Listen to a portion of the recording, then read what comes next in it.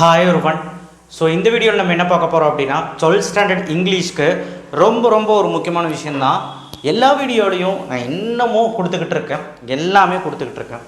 இந்த வீடியோவில் 5 மார்க்ஸ், அதாவது ப்ரோஸோட போயமோட சப்ளிமெண்ட்ரியோட 5 மார்க்ஸ் கரெக்டாக ஒரு 3 படிக்கலாம். 2 சொல்கிறீங்க, 2 கேட்டிங்கன்னா எப்படி நான் சொல்கிறது? ஒரு 3 நல்லபடியாக படிச்சிங்கன்னா 1 கண்டிப்பாக எழுதிடலாங்கிறது. ஏன்னா ஒவ்வொன்றிலையும் ஒன்று எழுதணும், கண்டிப்பாக எழுதிடலான்னா அது இதுதான். ஓகேவா?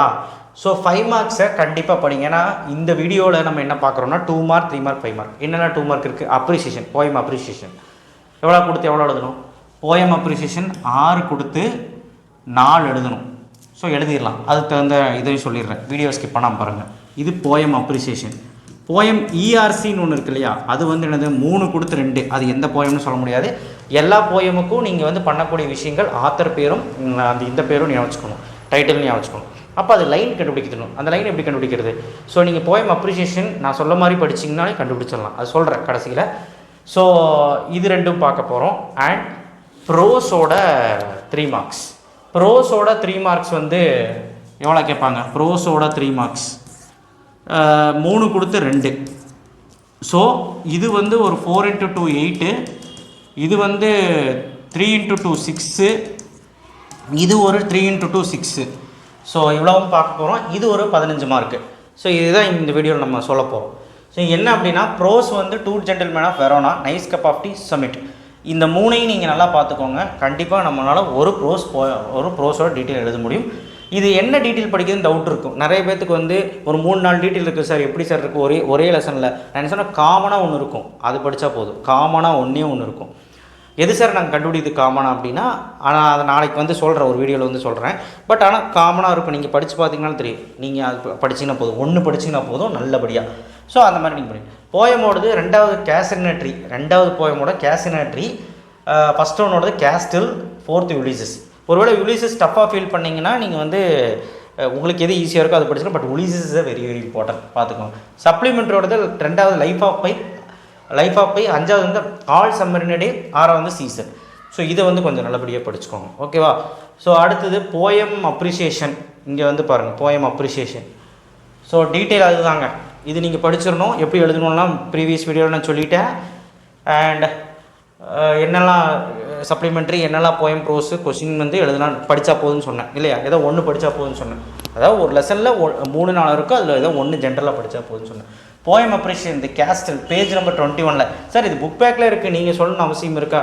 என்னென்னா 6 லெசன் இருக்கா? அந்த 6 லெசனில் ஒரு 4 லெசனில் நீங்கள் போயம் அப்ரிசியேஷன் தரோவாக விடாமல் படிச்சிங்கன்னா, புக் பேக் மட்டும் படிச்சிங்கனாலே எழுதிடலாம். சின்ன விஷயம் மட்டும் மாறலாம். அது என்ன, ஃபிகர் ஆஃப் ஸ்பீச்சு இல்லை அந்த அலிட்ரேஷன் அந்த மாதிரி விஷயங்கள் மாறலாம், தவிர வேறு எதுவும் மாறாது. So page number 21 4th 1 ABCDE முடி அந்த 5 கொஸ்டின் படிக்கணும். 6, 7, 8 இது அலிட்ரேஷன் அந்த ஃபிகர் ஆஃப் ஸ்பீச் அது.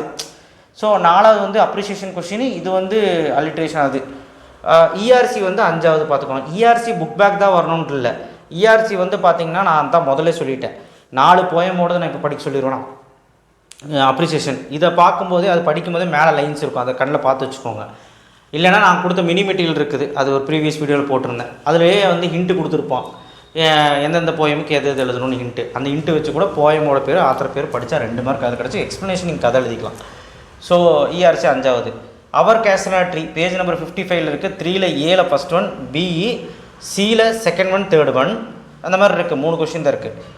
4th 1 இஆர்சி ஃபுல்லாக படிச்சுக்கோங்க. 5th 1 ஃபிகர் ஆஃப் ஸ்பீச்சும் பார்த்துக்கோங்க. அடுத்தது all the world stage, page number 92 third 1 ERC.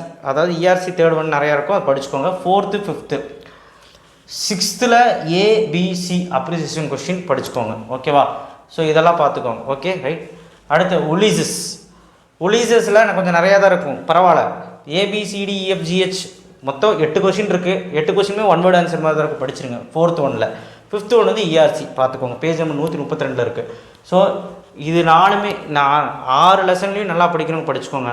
படிக்க முடியாதுங்க, அட்லீஸ்ட் இந்த 4 லெசன்லையாவது படிங்க. அதுதான் இங்கே சொன்ன வந்தேன். அப்ரிசியேஷன், இஆர்சி, அதுக்கப்புறம் பார்த்திங்கன்னா பாயிண்ட் டிவைஸும் இதில் அடங்கும் இல்லையா? நான் முதல்ல சொல்லிட்டேன் இல்லையா? ஸோ இது உங்களுக்கு பிடிஎஃபாகவும் தர்றேன். அண்ட் ஆல்சோ டீட்டெயிலும் நம்ம சொல்லியாச்சு.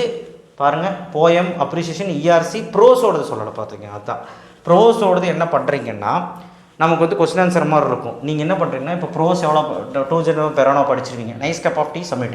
இந்த 3 டீட்டெயில் படித்ததுக்கப்புறம் அந்த 3லையுமே நீங்கள் என்ன பண்ணுறீங்கன்னா உங்கள் வே டு சக்ஸஸ் கைடு நான் அப்லோட் பண்ணுறது நிறைய பேர் கேட்டுட்ருக்காங்க. என்கிட்ட ஒருத்தர் அனுப்பிச்சாங்க அப்லோட் பண்ண சொல்லி.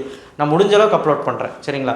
இப்போது இது வந்து பார்த்திங்கன்னா இது மூணுமே அடங்குற மாதிரி நீங்கள் வந்து படிச்சிட்டிங்கன்னா நீங்கள் அதில் இருக்க 2 மார்க்ஸ் இருக்கும். வே டு சக்ஸஸில் புக் பேக் தான். அதை நீங்கள் படிச்சிங்க 3 மார்க்ஸ் அது படிச்சிட்டிங்கனாலே போதும், அதை வச்சு எழுதிடலாம். பட் எக்ஸ்ட்ராவாக ஒரு லெசன் படிக்கணும். அது எந்த லெசன் நீங்கள் வந்து டிசைட் பண்ணிக்கோங்க. அது டீட்டெயில் கூட படிக்க வேண்டாம், அதில் நீங்கள் 3 மார்க் படித்தா போதும். இவ்வளவும் பண்ணிங்கன்னா எல்லாமே எழுதிடலாம். ஏன்னா ஒரு வேளை ட்விஸ்ட்டு எதாவது வைக்கலாம், நீங்கள் படிக்காத லெசன்ஸில் வந்துச்சுன்னா மாட்டிக்குவீங்க. சொன்னது புரிஞ்சிருக்கும்னு நினைக்கிறேன். கண்டிப்பாக இந்த வீடியோவை ஷேர் பண்ணுங்கள், சப்ஸ்கிரைப் பண்ணுங்கள், மறக்காமல் பெல் ஐக்கனை ப்ரெஸ் பண்ணுங்கள்.